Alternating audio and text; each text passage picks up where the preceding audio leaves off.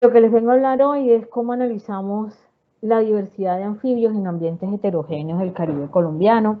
Esta investigación se hizo con la doctora María Argenis Bonilla de la Universidad Nacional y el doctor Eduardo Pineda del INECOL en México. Y bueno, está dividida la charla como suele dividirse en estos seminarios para el personal interno del departamento, en una introducción, luego los métodos, los resultados, la discusión y algunas perspectivas que se puedan llegar a tener.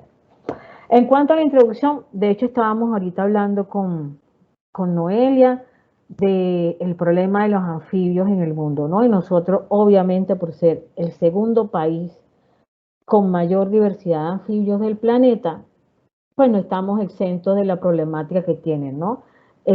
Anfibios es el segundo grupo más amenazado actualmente en todo el mundo debido a la pérdida de especies. Principalmente, una de las causas principales de esa pérdida es un hongo realmente, pero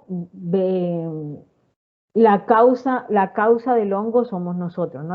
Todas esas actividades antrópicas que se están realizando y todo. Entonces tenemos a los anfibios después de la cicadácea como el segundo grupo de mayor extinción. Entonces estamos quizá frente a la extinción de un grupo de frente a nosotros, ¿no?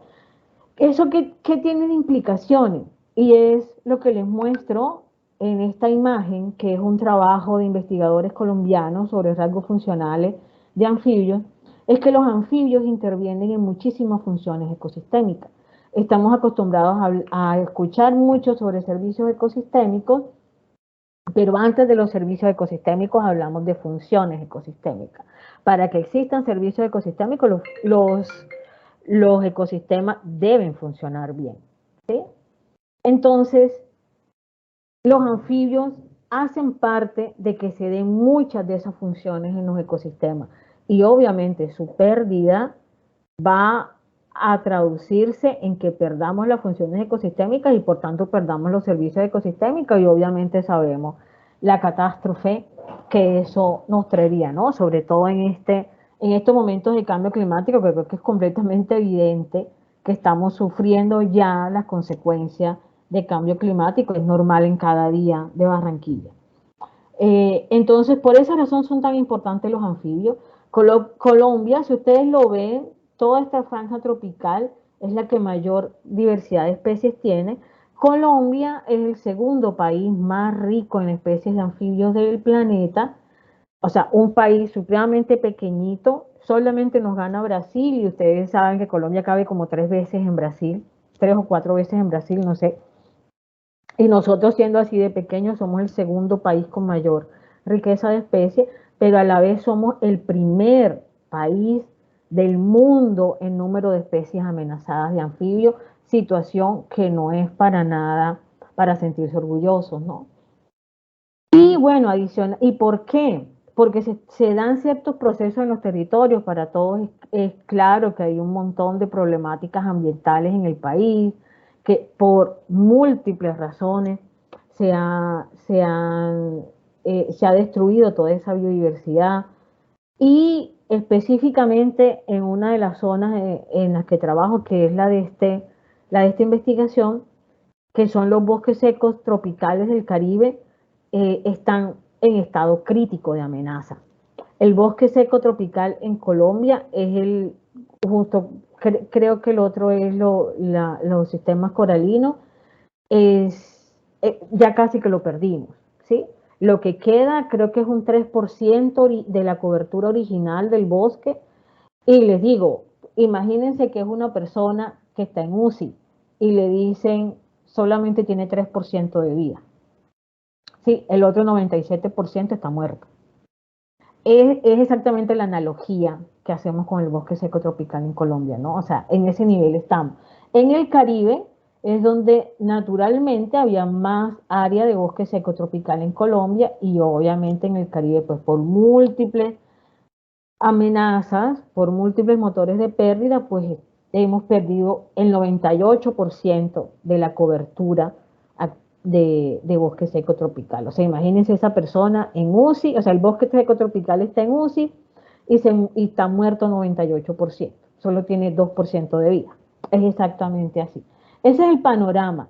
Y en medio de este panorama, que tras que el bosque seco tropical no es un ambiente propicio para anfibios, pero los tiene, está en una transformación increíble. Entonces los anfibios se están perdiendo, son frágiles, están metidos en muchas funciones ecosistémicas.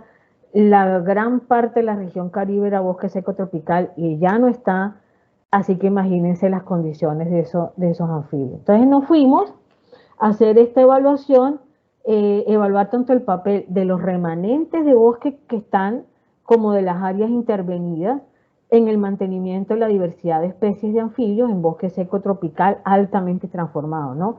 Altamente transformado es que obviamente ya se pueden imaginar, solamente está el 2% en el Caribe. De toda la región Caribe donde había antes bosque seco, entonces solamente encontramos en esa zona el 2% del bosque. ¿Qué hicimos? Comparamos la riqueza, abundancia y la estructura de las comunidades de anfibios, la similitud en la composición de especies de anfibios nocturnos por metamórficos. Bueno, aquí hacemos una aclaración, los anfibios se dividen entre grupos, nosotros solamente usamos eso que le llamamos ranas o sapos, y en forma adulta, porque también los podemos encontrar en larvas, que son los renacuajos, esas no los trabajamos la forma adulta.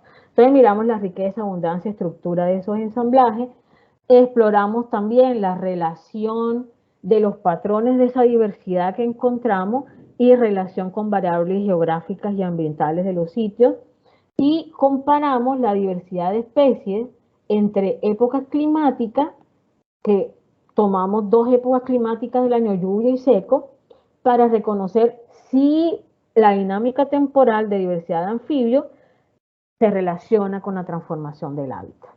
¿Listo? Entonces, para eso, ¿qué hicimos? Nos fuimos a 6 sitios en el Caribe, en distintas partes del Caribe, con distintos usos de suelo y todo, generalmente siempre hay ganadería, o en algunos casos minería, bueno, de todo, diferentes tipos de uso de suelo, que son como todas esas variables que están afectando los anfibios, incluyendo hasta actividades de conservación allí dentro de bosque seco tropical. Hicimos un muestreo en la época seca, en las primeras lluvias y en las segundas lluvias. Ese muestreo lo hicimos más o menos en horario nocturno, que es cuando las especies de anfibios de bosque seco del Caribe están activas, o por lo menos la mayoría, más del 95, 99%, no sé.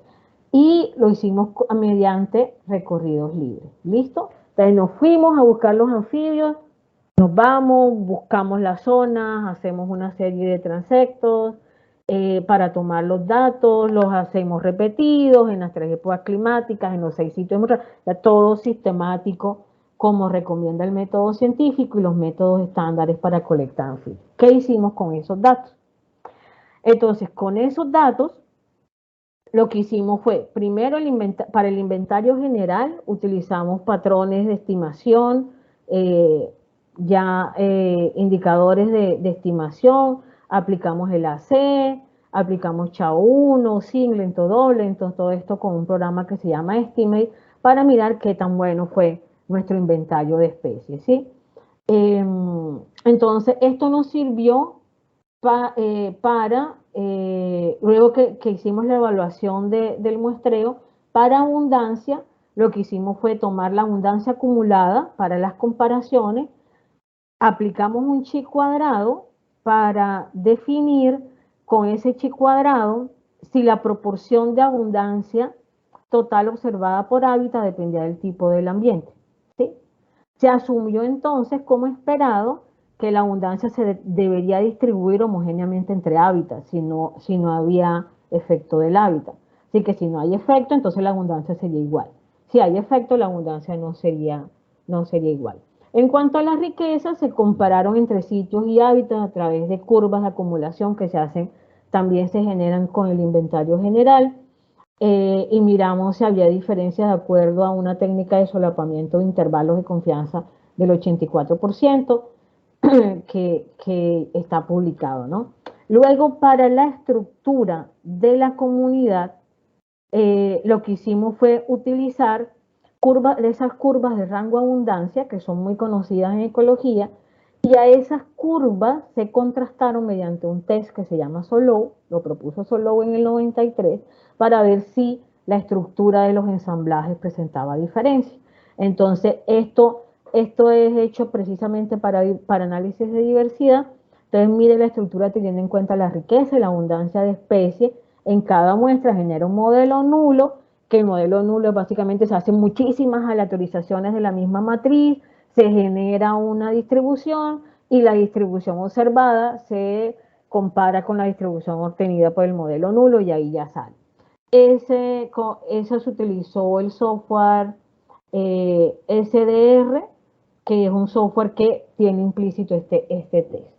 Luego, para hacer los análisis de reemplazamiento, o sea, si existían diferencias entre sitios, si existían diferencias entre épocas, lo que hicimos fue tomar similitudes entre bosques y áreas intervenidas de cada sitio de estudio mediante el índice de Yakar clásico, que es un índice que compara qué tan similares o no son. Es la composición de especies que estoy viendo en un punto 1 y un punto 2. Y adicional, utilizamos una propuesta de Chao que decía se puede hacer lo mismo por abundancia, que tan distintas o no son esas abundancias de esas especies. Entonces lo que hicimos fue algo un poquito complicado para alguien que no tiene formación sino en ciencias biológicas, pero es lo chévere de la ciencia biológica que es y de la ecología, pues que me fascina, que es bastante retadora. Entonces hicimos eso, los cálculos se hicieron con un software que se llama SPADE para sacar esos índices, generamos matrices de similitud entonces con el Yakar clásico, con el Yakar por abundancia, se generaron los dendrogramas y en el paquete cluster DR le modificamos el script para decirle no me tomes la distancia que tú tienes ya en el script, sino que tómame la distancia que está en las matrices, ¿sí? O sea, tómame la distancia que están acá, ¿sí?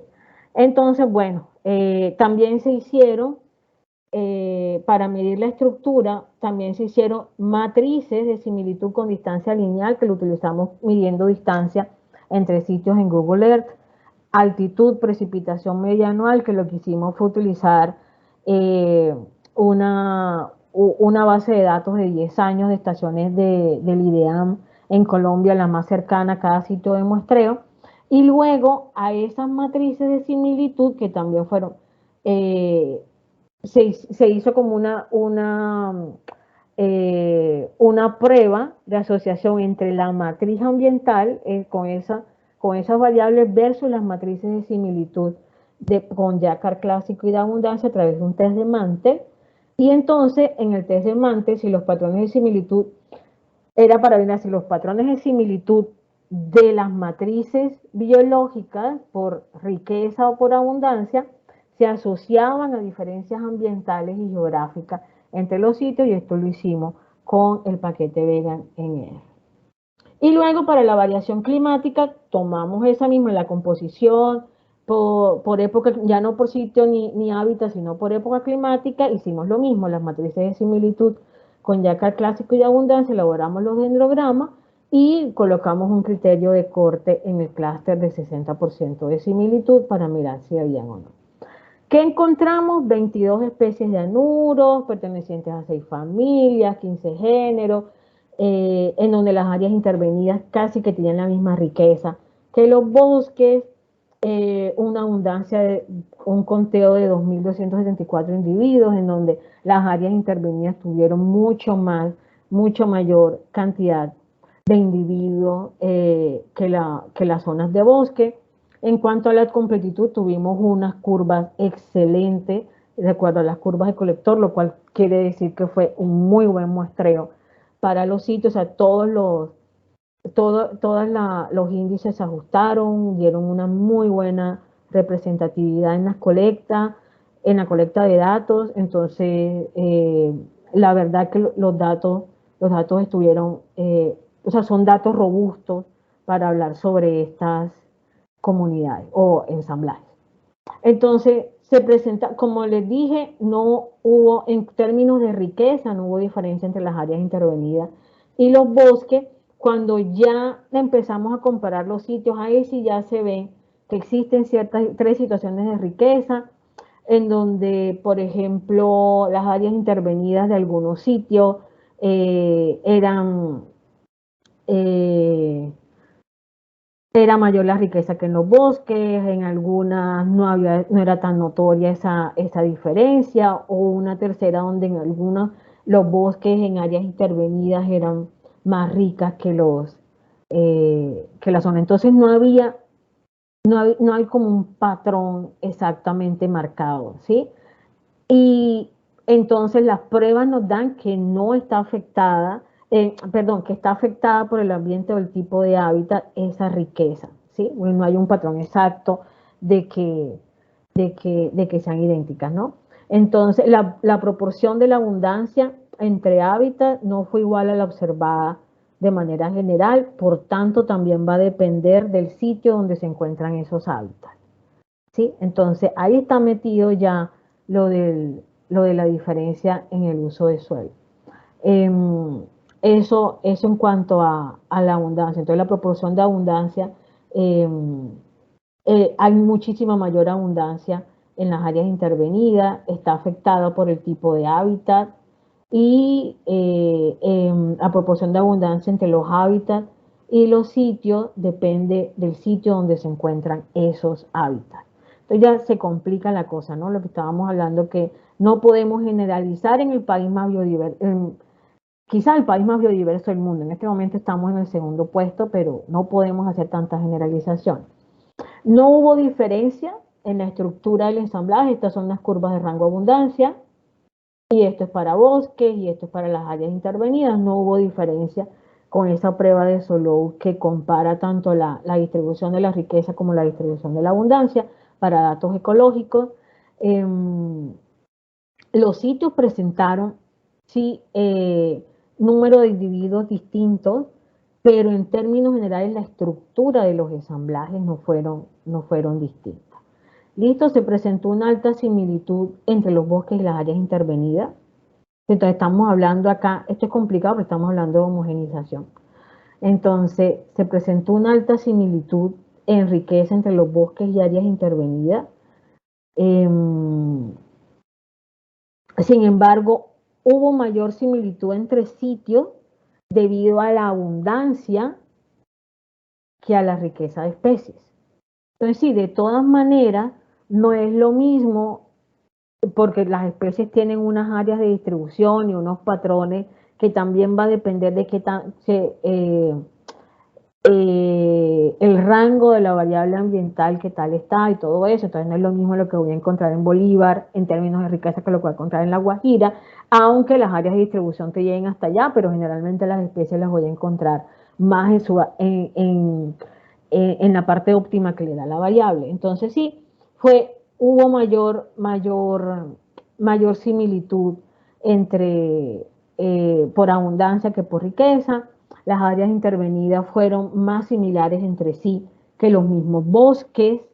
Entonces, ojo que ahí estamos hablando también de homogenización, o sea, los bosques nos mantienen diversidad y nos mantienen estructuras distintas de la universidad, de la diversidad, y obviamente cuando dañamos el bosque lo que estamos es homogenizando.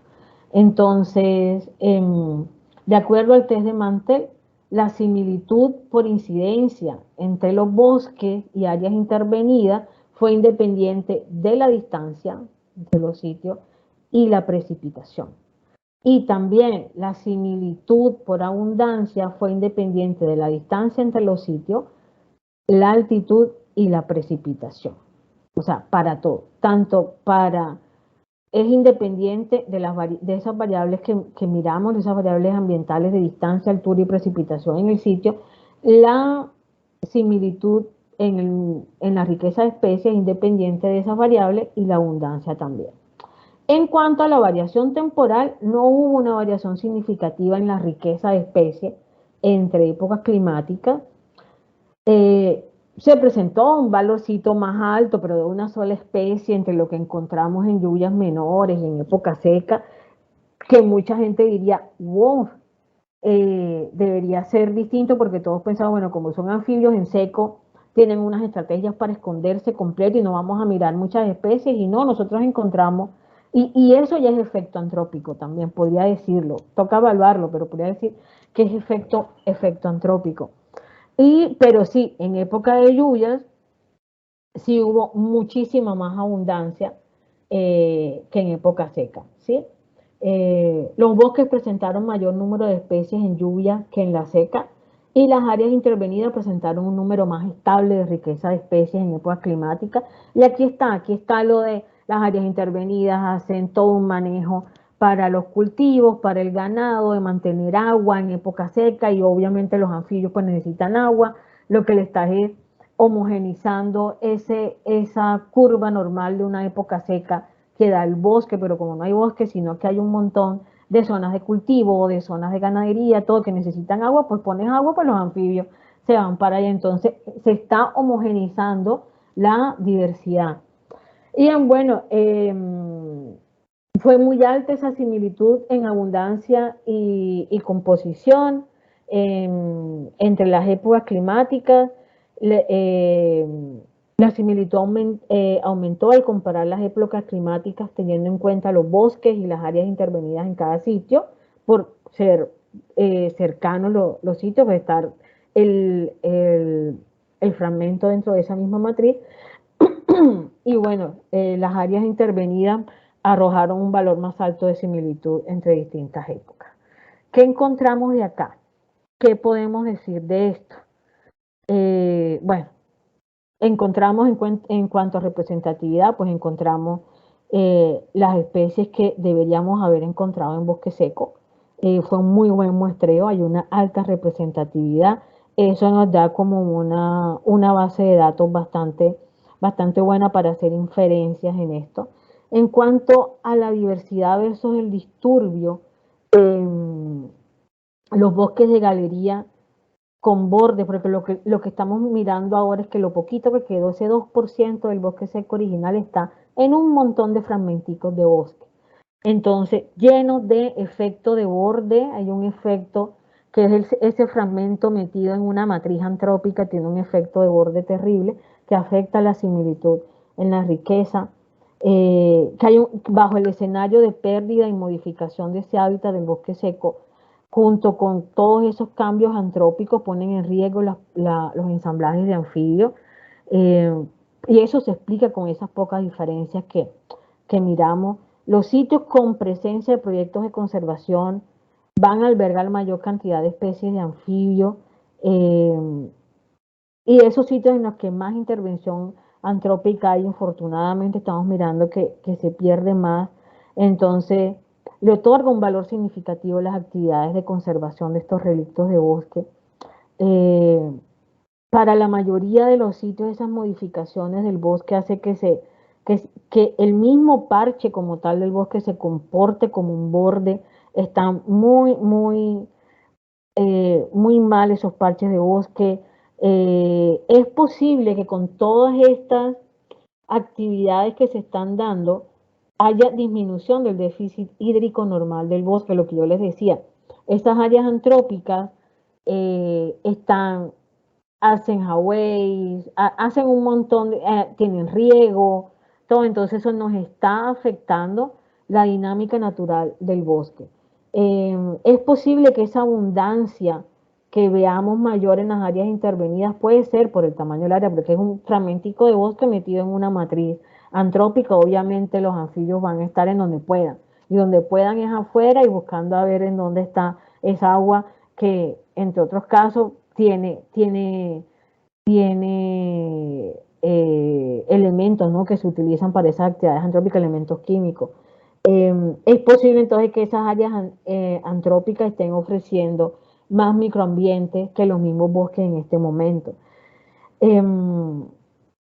Hay respuestas diferenciales de cada una de las especies, porque si no podemos asumir que todas las especies están respondiendo igual, pero hay una baja diversidad espacial en tierras bajas y no hay diferencias en la zona geográfica.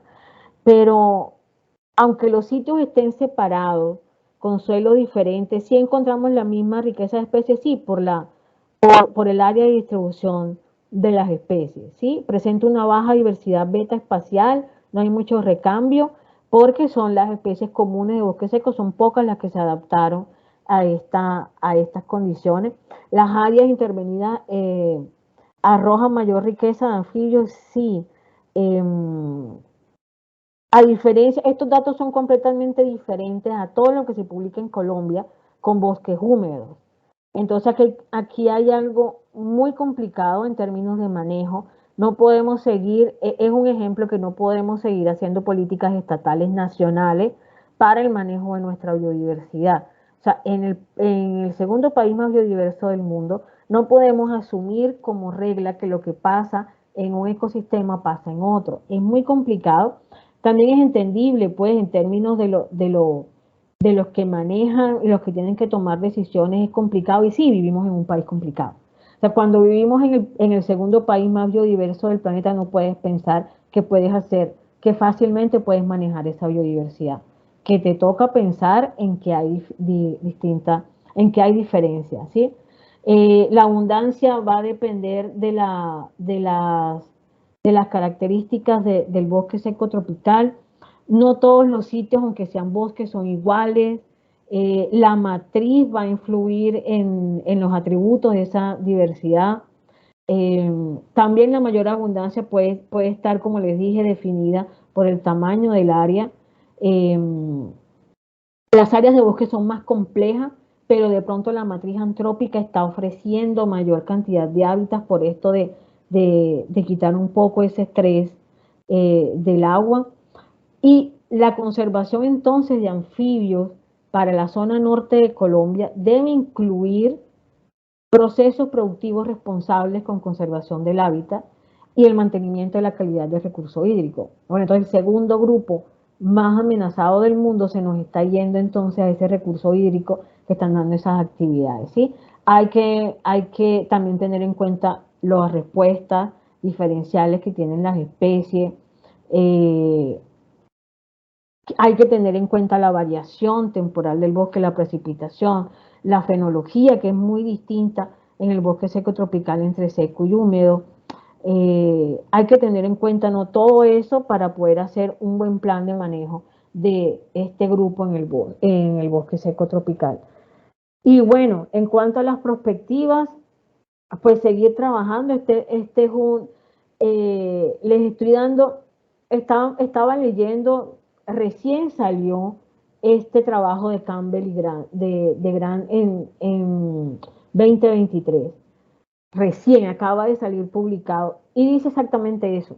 Hay que hacer estos estudios de comunidades. No sabemos cómo las comunidades biológicas están respondiendo y es exactamente este tipo de estudios. Es lo que ellos dicen para el mundo, el análisis que hacen de qué es lo que se tiene que hacer ahora mismo para los anfibios en el mundo. O sea, esto no es un trabajo para Colombia, es para todo el mundo. ¿Cómo hacemos qué es lo que se necesita en trabajos de anfibios en el mundo? Por favor, trabajen cómo responden las comunidades. O sea, este trabajo que le acabo de presentar. Esto hágalo en todos lados. Eso es lo que ellos dicen, ¿no? Metan clima, metan integrar conocimientos y es como también no se queden, y es lo que estamos hablando que ahora mismo es una de las tendencias de la ciencia, no nos podemos quedar en la publicación de los artículos, hay que tomar este conocimiento y dárselos a los que toman decisiones, hay que incluir las comunidades locales en este conocimiento, no más, no más, y sí, también en las publicaciones top y todo, bueno, está bien, pero no está dando resultados, ¿sí? Podemos publicar en las publicaciones top, igual los anfibios se están perdiendo. No, sí, es un llamado a la comunidad biológica. Yo soy un poco como activista en este término y es como, ¿qué está dando resultado que publiques en Science esto? Lo leen 3, 4 que pueden en Nature o Science leerlo, pues en cualquier otra Q1, pero de ahí en más no pasa nada. De pronto pasa más si lo toma un tomador de decisión o de pronto pasa más si se lo diste a la comunidad local en la cual estuviste haciendo el trabajo. Entonces, y eso exactamente, si ustedes se ponen a leer, es lo que he encontrado en la mayoría de las temáticas actuales en ciencias biológicas es, por favor, dejemos tanto ya de solamente hablar entre nosotros y hablemos a los que están tomando decisiones, a las comunidades que están eh, manejando esos recursos, ¿no? Integrar los conocimientos, seguir investigando en variables que afectan esa estructura, integrar con acciones, con actores claves de gobernanza, mirar los efectos del cambio climático y hacer mucha apropiación social.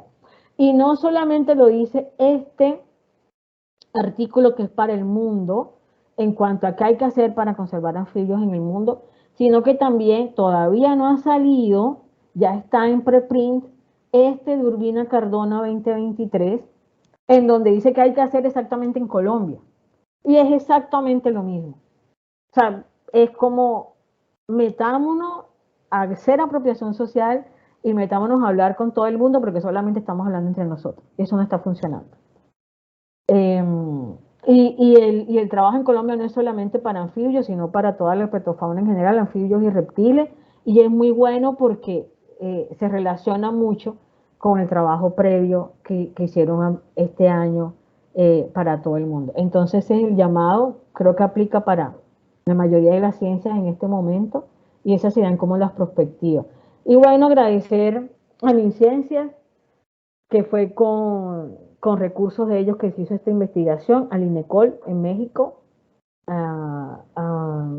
que fue donde hicimos como la mayoría de estos análisis, la Universidad Nacional también, que en estas dos instituciones fue donde se hicieron con investigadores de esas dos instituciones, se hicieron los análisis. A todos, muchas gracias.